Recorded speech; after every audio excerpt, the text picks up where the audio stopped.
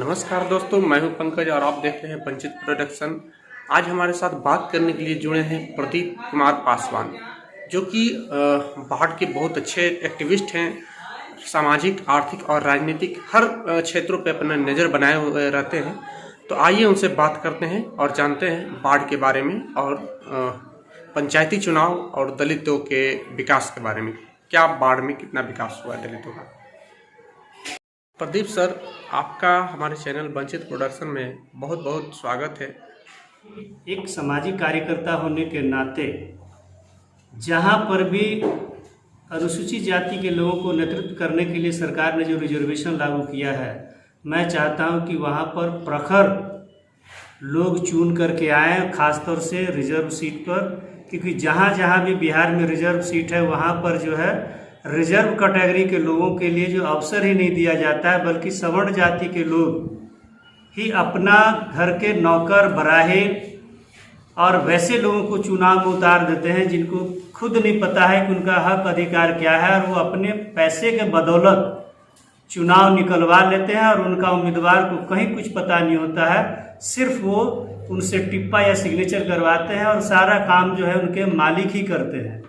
इसलिए मेरा उद्देश्य है इस प्रेस कॉन्फ्रेंस के माध्यम से मैं उन सभी लोगों को आगाह कर देना चाहता हूं, चाहे वो किसी भी संगठन से जुड़े हुए, खासतौर से दलित वर्ग के लोग जो जरा सा भी जागरूक हैं, अपने अपने क्षेत्रों में जाकर के अपने समाज के लोगों को जगाएं कि वैसे लोगों को अपना मत न दें जिनका कि अपना कोई कुछ ठिकाना नहीं है। कहने का मतलब है साफ तौर पर कि किसी भी बैसाखी पर जो खड़ा नहीं है उसको हर हाल में मदद करें। जो लोग भी बैसाखी पर हैं, कम से कम दलित समाज और ओबीसी के लोग जो है ऐसे लोगों को किसी भी तरह से कोई मदद न करें। ये उदाहरण है गंगा पंचायत का लेना चाहता हूँ, जहाँ की आज बैसाखी पर मुखिया खड़ा है और आज तक उसको खुद उसका हक अधिकार नहीं पता है। सिर्फ वो कहीं टिप्पा लगाया है या सिर्फ अपना कहीं नाम लिखा है। हम समझते हैं, जहाँ तक मुझे जानकारी है, कि कई जो है एडवांस चेक पर ही दस्तखत हो गया है। यहाँ तक कि उनका लेटर पर अन्य लोगों का दस्तखत होता है, सिर्फ उनका नाम होता है, लेकिन दस्तखत कोई और किया होता है। हम चाहते हैं कि ऐसे से जो है रिजर्वेशन का कोई फायदा नहीं है जब तक कि हमारा समाज जो जागरूक लोग हैं, जो अवेयरनेस जिनके अंदर नहीं है, उनके अंदर जब तक नहीं लाते हैं तब तक जो ये सब बुराइयां दूर नहीं होगी। इसके लिए आप सबसे प्रार्थना है कि चाहे वो किसी भी सामाजिक संगठन से जुड़े हो, कम से कम अपना पहला कर्तव्य निभाएं कि अपने समाज को अपने स्तर से जागरूक जरूर करें और उनका जो संवैधानिक अधिकार है कोई दूसरा कोई इस्तेमाल ना करे, ये जरूरी है।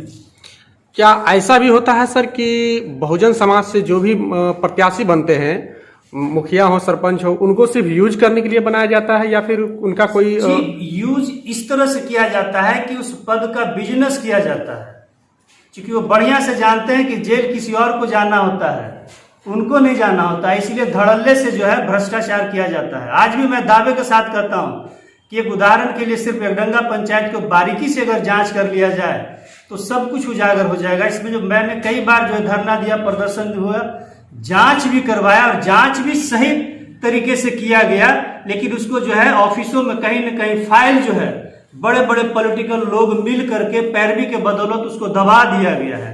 अगर आज भी सिर्फ वो फाइल खुल जाए तो हम समझते हैं कि सिर्फ बाढ़ अनुमंडल ने पूरे बिहार को एक मैसेज आएगा कि यहाँ पर जो है क्या होता है। जी बहुत बहुत धन्यवाद सर। अभी जो किसान आंदोलन चल रही है सर, उस पर आप क्या करना चाहते हैं? किसान आंदोलन को मैं एक पॉलिटिकल कार्यकर्ता होने के नाते नहीं, बल्कि एक सामाजिक और एक इस देश के नागरिक होने के नाते मैं इस आंदोलन का समर्थन करता हूं, क्योंकि पेट से जुड़ा हुआ चीज है। हर व्यक्ति, चाहे वो अमीर हो या गरीब हो, अनाज जरूर खाता है।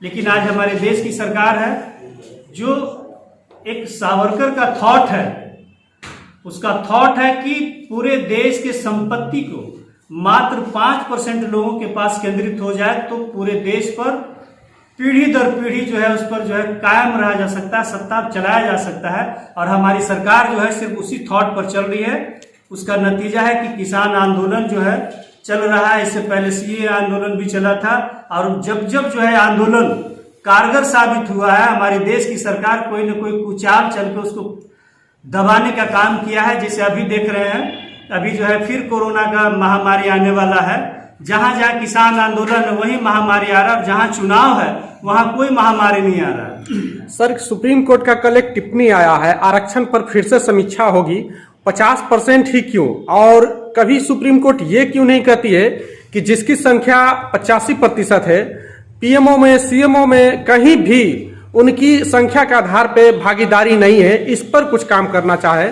सुप्रीम कोर्ट सिर्फ आरक्षण की समीक्षा ही क्यों करना चाहती है, भागीदारी की क्यों नहीं बात करती है? सर, इस पर आप क्या कहेंगे? इस पर इतना ही सिर्फ कहना चाहेंगे कि जो देश की कोर्ट है, सुप्रीम कोर्ट है, वो जो है एक सुपर पावर सरकार बन गई है। कानून बनाने का काम जो है पार्लियामेंट में होता है, लेकिन वो कानून जो है कोर्ट में ही बन रहा है। और रही बात समीक्षा की, तो समीक्षा इसीलिए करना चाहती है कि वहां पर बैठे हुए लोग 99.99% जो है एक समाज के हैं, और इसमें जो है एग्जाम नहीं होता है, बल्कि पूरे देश के अंदर जो परिवार पहले से इससे जुड़ा हुआ है, सिर्फ उसी परिवार के लोग जो है जज बन रहे हैं। अगर उनको इतना ही घमंड है अपनी विद्या पर, इतना ही घमंड है अपने टैलेंट पर, तो जिस तरह से एक चपरासी के लिए रिटिन होता है, ऑरल होता है, मेडिकल होता है, उसी तरह से जो अगर सुप्रीम कोर्ट में और हाई कोर्ट में होना शुरू हो जाए तो पता चल जाएगा कि टैलेंट किसमें है, सिर्फ एक खास जाति में है या इस देश के हर जातियों में है। इसलिए मैं अपने इस आपके प्रेस कॉन्फ्रेंस के माध्यम से मैं इस देश की सुप्रीम कोर्ट को चैलेंज करता हूं कि अगर उसमें जरा भी दमखम है, उसको जरा भी अपने टैलेंट पर घमंड है, अपने ऊपर भरोसा है, तो इस देश के अंदर एक चपरासी की तरह जो एग्जाम होता है वो भी करवा के देख ले, पता चल जाएगा कि किस जाति में और किस समुदाय में टैलेंट है। सर, सुप्रीम कोर्ट तो इस तरह की टिप्पणी बार बार करती है, केंद्र सरकार की मंशा भी साफ है कि वो आरक्षण पे समीक्षा चाहती है, इस वजह से वो प्राइवेटाइजेशन ला रही है। जहां तक मेरा अपनी समझ है, अब समीक्षा करने की जरूरत है क्या? आरक्षण तो खत्म ही हो गया, अब किसकी समीक्षा करेंगे? कहाँ नौकरी देंगे? सारा तो देश ही बेच रहा है। कोई ऐसा डिपार्टमेंट रह गया जिसको बेचने की बात नहीं कर रहा है, या बेच नहीं चुका है, या उसका बेचने का प्लान नहीं है? तो आरक्षण किसको देंगे, कहाँ देंगे, किस में देंगे? एक राजनीतिक आरक्षण, जहां पर हमारे समाज के लोग जो जीत करके जाते हैं हमारे प्रदेश में, तो उसको मौका कहा जाता है।